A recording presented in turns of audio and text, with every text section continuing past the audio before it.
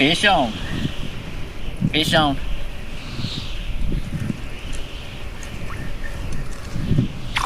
Yeah, nice. There we go. Now, many kayak anglers absolutely dread the onset of winter and their favorite kayak fishing lakes freezing over. But today, I'm going to show you how you can utilize your Helix 5 and Helix 7 fish finders that you're currently running on your kayaks and convert those for usage out on the ice. Now, Humminbird has made this process of converting your open water Helix systems to hard water systems with their ice portable conversion kit, which comes with the ice Chirp transducer. I'm going to show you how easy it is to convert your fish finder on your kayak to on the ice in just a matter of minutes. Now, the kit comes with a soft-sided carrying case that has a built-in handle access underneath here, so you can get your hands down in there, keep them warm and dry. And it also protects the electronics. Has a couple of little pockets to carry your tackle and gear. On the inside, it comes with a plastic shuttle that only takes a few minutes to assemble and squeeze inside here. All you need is a Phillips head screwdriver to put a few little screws in to hold the handle in place. It comes with your Chirp transducer, and it also comes with a separate power cord. Now, you will need to supply your own battery for this, and you can use the batteries that you're using with your kayak, so it's pretty easy just to convert it on over. Now, the shuttle has a specific slot that's designed to secure your battery. It also has additional Velcro straps to help secure it so it doesn't bounce around while you're carrying it around on the ice. It will fit a standard 7 amp hour 12 volt sealed lead acid battery, or a 10 amp hour lithium battery like this Dakota lithium here. Okay, so here's my Humminbird Helix 7. This is the G3 generation, but this kit also works with any of the other Chirp capable Humminbird Helix 5 and 7, so that includes the G2s as well. I have it mounted to my kayak using a ram mount specifically designed for the Helix. I also have an over-the-arm transducer, but I don't need to worry about removing my transducers. That's the great thing about this kit. You can just leave your transducer in place, so whether you have it installed underneath the kayak or over the side like I do, you don't have to worry about it. You don't have to worry about your power cord, because the conversion kit comes with its own power cord. So all I gotta do is disconnect my cords, and then I'm going to remove the head unit from the Humminbird here by unscrewing here and here.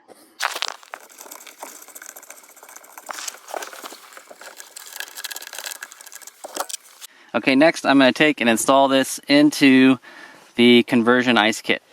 So the conversion kit comes with 2 different size spacers, depending on if you're running the Helix 5 or Helix 7. For the Helix 7, you use the smaller size spacer. They have a slot here that slides over the top, and then a bolt will run through there like so. For the Helix 5s, they have a wider spacer, and you just slide it the same as over, and it has a longer bolt that comes with it that will allow you to connect and attach your Helix 5 in here securely.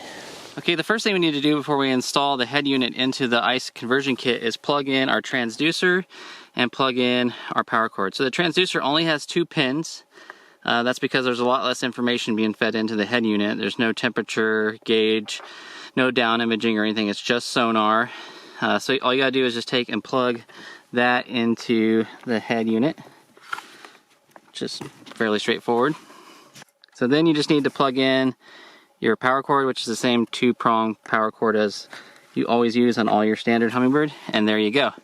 Okay, installing the head is very easy. I just kind of pull back the carrying case a little bit to make space for the bolts to slide back. You can also do this with the shuttle outside of it and then push it in. Either way is fine. Then you just push it in here to those teeth lock in place. There we go. And then just go ahead and tighten up your screws on both sides to lock the head on to the conversion kit. And now you can adjust the angle of the head all you want. Okay, after you got the head oriented how you want it, You can kind of pull the case back up and around your fish finder. The 7 just barely fits in here. I'll show you.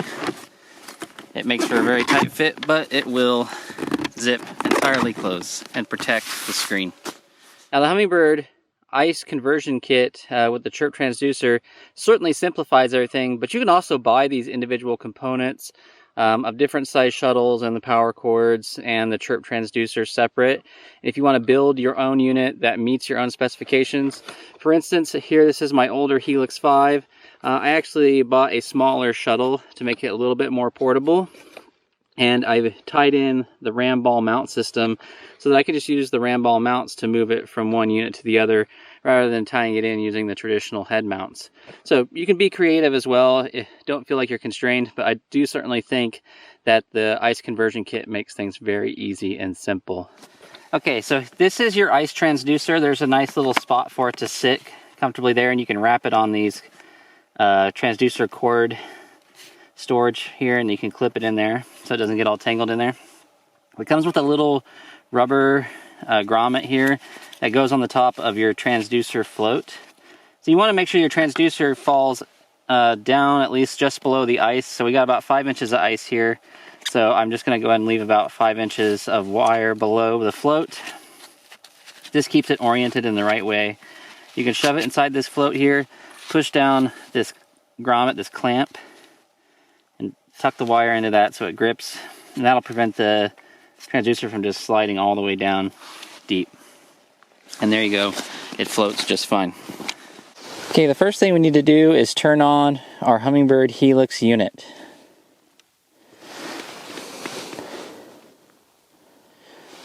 Okay, once it hits this menu for setup, press exit twice. Okay, so we're still in open water mode, so we need to transition to ice fishing mode, and we do this by pressing menu twice, scrolling to the left over to Sonar, scroll all the way down to where it says ice fishing, and press the right arrow and confirm that you will want to go to ice fishing mode by hitting yes to the right. And that will cause the unit to reboot.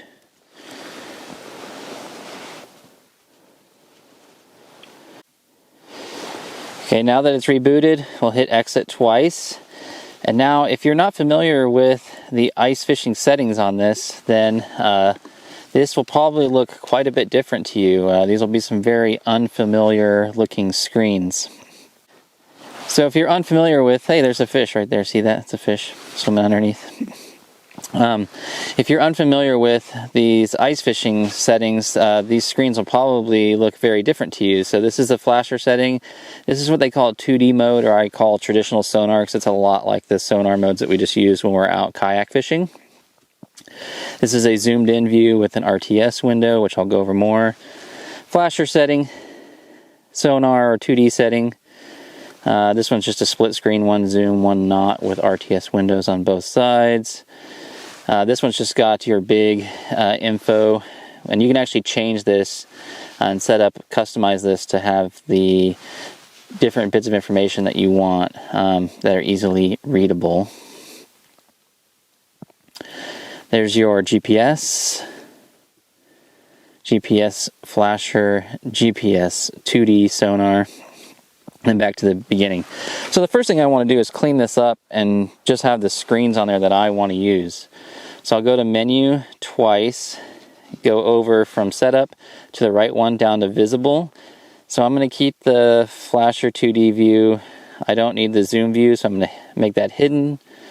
Keep flasher view, keep 2D view. I don't need the big zoom view or the big digits view. Chart view I'll keep. I don't need chart flasher. I don't need chart sonar. And I'll hide everything else.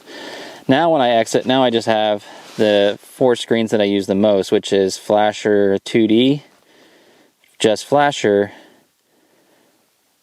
2D, and GPS. Okay? So this is really easy. So let's start with the traditional 2D mode that I think most kayak anglers are going to be familiar with. So you have some information here on the left in terms of depth, battery, date, time, all that information, which I don't have correct here because I have reset this unit to factory settings. It also gives you your kilohertz there. So the Chirp sonar always uses 150 to 220 kilohertz. Over here is your most recent information, and this is all history. Here's your depth. So I'm going to go ahead and drop my jig down just so you can see it. Okay, so there it is. There's the jig. You'll see a little bit of interference at the top there. That's quite normal. It's because of all the ice on my line. So it's a braided line, so it gathers up a bunch of ice. I can work to get rid of that too and clean up that signal, but that will also dissipate as the ice melts off the line. So you can see as I move the jig up and down, the mark goes up and down. Okay, so first thing I want to do is customize some of these settings on this 2D or sonar mode to make it more useful and productive for me as an ice angler, and I'm going to walk you through those. So I'm going to, so this is actually an air bubble coming up off the bottom, that little line right there. A fish would look like a much stronger signal. Okay, so we're going to hit menu once. Now first we can adjust the gain up and down, and I am going to push it down a bit. The reason I'm going to do that is I was getting a really strong return signal on my lure, and it's a really tiny little jig, and it just makes it harder for me to interpret when all the results have a very strong signal return. And this way, by dialing the gain down just a little bit, I get a better sense of what's going on here. If a fish is close on the edge of the cone, or if it's in the middle of the cone, I should get a stronger return. And I can also see on the bottom here that I have a relatively soft bottom. It's showing me 13.8 feet, but I see that the bottom here is marking at probably 11 feet, which means these are probably weeds sticking up, because I can see another soft line down here that I couldn't see before. So now I know that I probably have a weedy bottom. Alright, let's go back to the menu. So below gain we have Chirp IR, which stands for Chirp Interference Rejection, and I'm going to show you more about that feature in a little bit. Declutter, if I turn that on, it just gets rid of all the text and lines and everything, and just gives me a nice clean screen, right? So there's no numbers, there's no data, just the screen itself with my jig on it. So we'll go ahead and turn back on those features. Okay. Cone angle, now right now it's set 15 to 21, so the unit will select the best cone diameter. You can manually change this to 21 degree cone or a 15 degree cone. The reason you might want to do that is a narrower cone. It's going to help you pick up a smaller object down there. So if you're fishing a really tiny jig or you're fishing really deep, a narrower cone is going to give you a better signal. Now a 21 degree cone is going to be better because it's wider and you're going to be able to see more of the water column. Especially in shallow waters, you really want to try and maximize that area because it's not very wide. So I usually just leave it at 15-21 and let the unit make the best decision. Alright. Lower range, you can just set where you want the bottom to be. Surface clutter, if you have a lot of surface clutter, so here you can see I'm turning it up and I start to pick up a lot more noise near the surface. Now, I don't like to turn this all the way down, so if you see my jig now, especially when I'm fishing for trout, I like to leave the surface clutter closer to the mid or upper range, because I will oftentimes see trout coming in shallow like we did right when I started up the unit. So if I turn down surface clutter, I can't even barely see my jig. So if there's a fish up here near the surface, I'm totally going to miss it. So I want to have it a little bit higher when I'm fishing for trout. If I'm fishing things like walleye and perch that are down on the bottom, then yeah, I can dial back that surface clutter if it's really annoying to me. And it really probably won't affect my fishing. Okay, chart speed. Now this is a big one. I really like to crank up my chart speed to ultra. So now, as I move this, the information is feeding through here faster. I'm getting a more current idea of what is going on. So I can really see my jig respond to the action on my rod tip. And I can also see how quickly the fish are responding to my gear. So I always keep it on ultra when I'm ice fishing. Next is the RTS window. Now you can turn this on, and basically what this does over here on the right hand side is now you have a real-time display.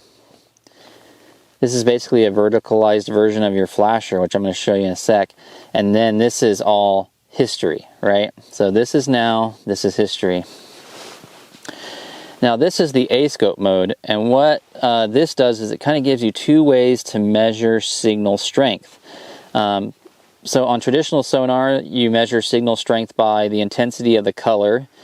So, you know, a weak signal is blue in this one, and a strong signal is red, right? So my jig is kind of in between.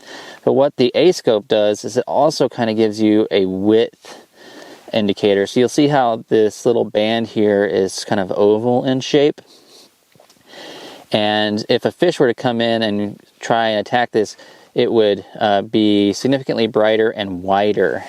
So it would give you a much stronger idea of the size of the return signal and the intensity of the return signal. And that helps you to judge you know, how close a fish is and how big a fish is, or how big a target is. It also helps me see these weeds down here in the bottom. So now I can see that, you know, this is narrow at the top, it fattens out, and then narrows up right near the bottom here. So that tells me that it's weedy. The weeds get broader and thicker, and then they narrow up a little bit right towards the top. This is an alternative to the full mode. So the full mode is just like your traditional 2D or sonar, where it's just giving you a flat representation where you only can use color to interpret. So let's go back to Ascope mode, see if I can get a fish to come in here while I have it on Ascope.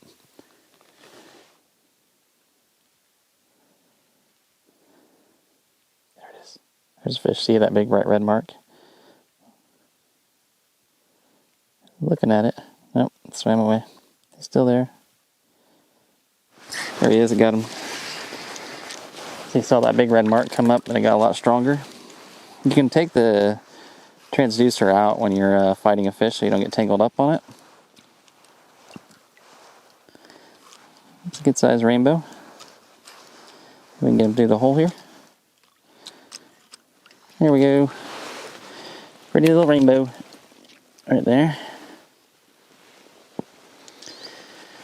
Alright, get him back. Barbless hooks, quick release. Okay, so let's keep going through our options. So I'm going to go ahead and turn the RTS window off. You can also change the width of the RTS window by going, so let me go back up to that. So here I have it on. Let me put my jig down there just to give you some reference. So then I can do narrow, I can go medium or wide. So I can create it to make it easier to interpret. So those fish will really show up on that wide view version. I'm going to go back up and turn the RTS window off. Okay, and then I'm going to come down to sonar colors. Now this is really a personal preference. For me, on relatively overcast, cloudy days or fishing at night, I like the darker modes. When I'm out in bright snow, like today, I tend to favor the bright white. It's really a personal preference. If you have color vision issues, then you need to really dial in which works best for you. Okay, something else that you can change that's good is to, if you hit this twice, you can also change your setup. If you need to go to metric, you can do that here.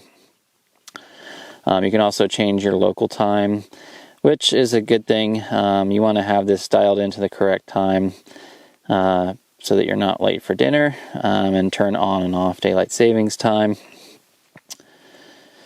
Okay, let's go to some alternate modes here. So if I go to view, obviously I can zoom in on the lake that I'm on here. See where I'm fishing? I'm fishing right on this depth break. And then this is the flasher sonar, but I'm going to go to just the flasher mode here. Now, if you've never used the flasher mode, it's quite a bit different than traditional sonar. So what the flasher mode is if you're not familiar with it, is it's basically a lot like the RTS window, but it's in a circular pattern here. So starting from 0, and it gives you a range all the way to 16 feet. Here is my jig. So there's basically no history here. Like on a traditional 2D or sonar, you have history. This is just giving you what's going on current. So it helps you to maintain your focus on what's going on now. Oh, there's a fish coming up. See it right down there on the bottom? I'm going to drop down there to him, see if I can get him to come up.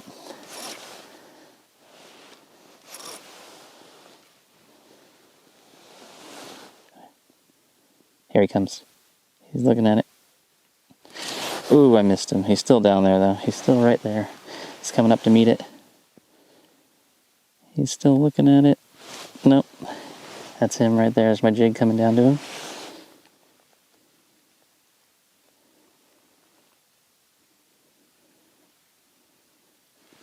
There you go. I got him. I'm bringing him up. Now, some of the other information on here is just going to give you your gain setting, obviously your battery setting, and it's also going to give you the cone angle and what the diameter of that cone is in the depth that you're in. So in 13 feet of water, it's 5 feet down there. Okay, just like in the other one, there's some other settings you can change. You can change your gain, you can change your cone angle, surface clutter. You can do flasher style, full color, like I did before where it just comes across, or you can do Ascope, just like before where the relative width of the signal is also a measure of strength, not just color. So this again helps me pick out that weed bed. So here's the real bottom right here. You can see it gets thin in some points, so there's obviously some thinner areas in the weed structure there and up near the top. And then it's all pretty soft, so I know it's probably vegetation. And then here is my jig. And you can also change your colors here as well. So it has a lot of the same options as the 2D or traditional sonar. Okay, so now I'm going to show you the power of the interference reduction in these Helix units. So I got my original hole here. Over here I drilled another one by the kayak, and I put my other Helix 5 there. And let's take a look at the screens. Alright, so as you can see, there's my jig. I'm getting tons of interference from that competing transducer, that competing fish finder that's just 5 feet away. And that might be your buddy fishing next to you, or it might not be your buddy. You might be on a lake with a lot of fishermen out there, and there's a lot of signals being put out through the ice, and it's really interfering with your ability to interpret your fish finder. So this, to me, is where the power of the Humminbird Helix really comes into play, is their Chirp interference rejection feature. So what you do is you go to menu once, here's Chirp IR, and we're going to cycle through the 6 different settings here and see how they look. So at setting 1, it's cleaned up the signal quite a bit, but I'm having a little bit of a hard time seeing my jig, and I'm going to cycle through these other ones and see how they look. 2 looks very similar to 1. 3 is almost so clean I can't see my jig. 4, I can see my jig, but still quite a bit of interference. 5, it's almost too clean. And 6 is fairly clean, but I'm having a hard time seeing the jig. So far I like signal 1 the best, and I might go back to that one and then go back to my menu and adjust my gain just a touch, just to brighten that jig up a little bit. And there we go. We've reduced quite a bit of the interference here. If we go back, we can look at the original without the Chirp interference rejection, and you can see really how messy it is. So it's really cleaning up about 70-80% of the noise. It's not perfect, but boy, it's a vast improvement over this versus this. This is much better for me. in terms of interpretation of the signal. It's a lot cleaner than it was before. So like I said, this comes in handy if you're fishing with a friend and you have two competing units and you want to fish side by side. Maybe you're fishing structure or hanging out in an ice shelter together and you both want to be able to run your own units. This can definitely help reduce that noise. I hope this video demonstrates just how easy it is to convert your Helix 5 or 7 fish finder that you're currently using on your fishing kayak or canoe and convert it for use out on the hard water. We will put links below to the fish finders featured in this video, as well as the ice fishing conversion kit with the Chirp transducer. If you have any questions, feel free to reach out to us in the comments section below and we'll get back to you and help get you out on the hard water or open water catching fish. All right, see you guys next time.